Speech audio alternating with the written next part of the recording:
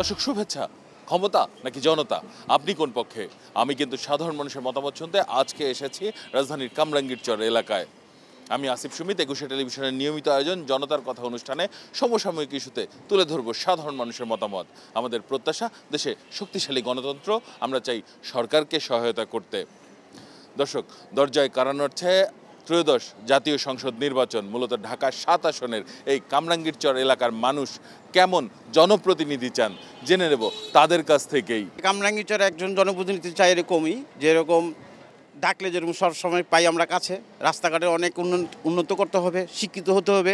ঢাকা 7 আসনের একজন ভালো প্রার্থী চাই, যার দ্বারা জনকল্যাণ হবে। ঢাকা 7 আসনে মাদক নির্মূল করতে পারে। আর আমরা এই ঢাকা 7 আসনের ভিতরে অনেক গ্যাসের সমস্যা, যদি গ্যাসের সমস্যাটা যেরকম আমরা ঠিক করে দিতে পারি। এলাকার সর্ব উন্নয়ন করবে।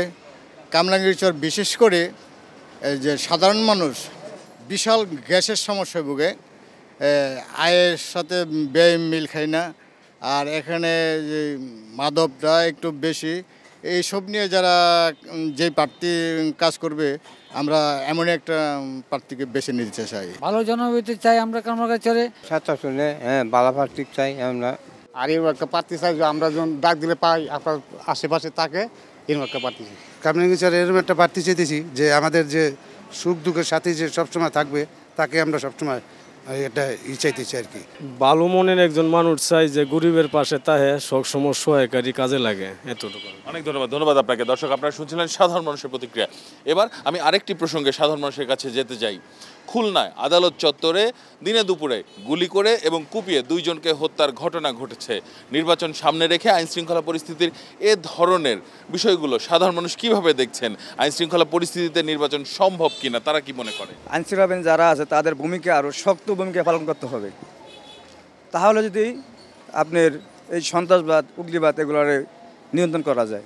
পরিবেশে তো আমার মানুষের কোনো নিরাপত্তা নাই, সাধারণ মানুষের নিরাপত্তা পায় না।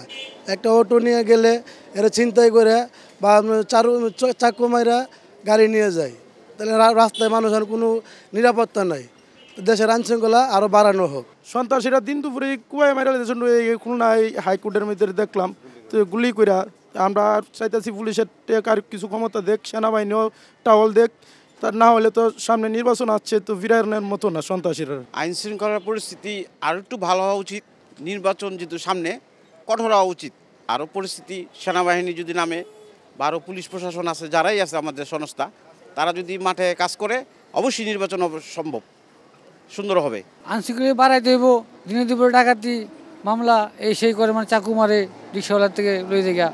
আইনশৃঙ্খলা পরিস্থিতি আরও জোরদার করতে হবে। পুলিশের একটু পাওয়ার বাড়াই দিতে হবে। রাস্তাঘাটে হলেও আপনার আসা যাওয়া করতে হবে না, টাকা পয়সা লয়ে যা, মোবাইল লয়ে যা, এটা মারামারি করে, ফতত করে না। আইন শৃঙ্খলা পরিস্থিতি এই আমরা আইনটা চাইতে ওই সন্ত্রাসে আমরা গুলি করে দিনে দুপুরে মেরেলা। আইন শৃঙ্খলা পরিস্থিতি যদি ভালো হয়, আমরা নির্বাচনে ভোট দিব ইনশাল্লাহ। পরিস্থিতি না হলে তো ভোট আর কি দরকার।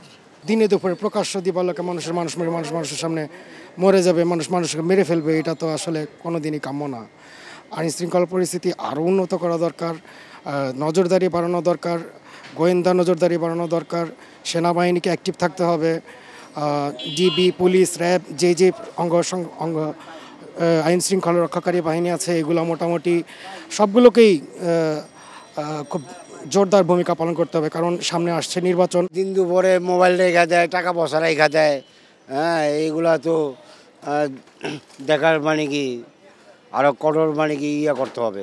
সন্ত্রাস খুব বাইরে গেছে, দেশে আইন শৃঙ্খলা নাই, শুধু এটা ভালো যা তো মনে হয় ভালো হবে। ধন্যবাদ আপনাকে। দর্শক, আপনারা শুনছিলেন সাধারণ মানুষের প্রতিক্রিয়া। সাধারণ মানুষ কিন্তু তাদের ভাবনাগুলো অসাধারণ, তাদের চিন্তা অনেক সূক্ষ্ম ও গভীর। দর্শক, জনতার কথা দেখতে প্রতি শনি, রবি, মঙ্গল এবং বুধবার চোখ রাখুন একুশে টেলিভিশনে। সঙ্গে থাকবো আমি আসিফ সুমিত।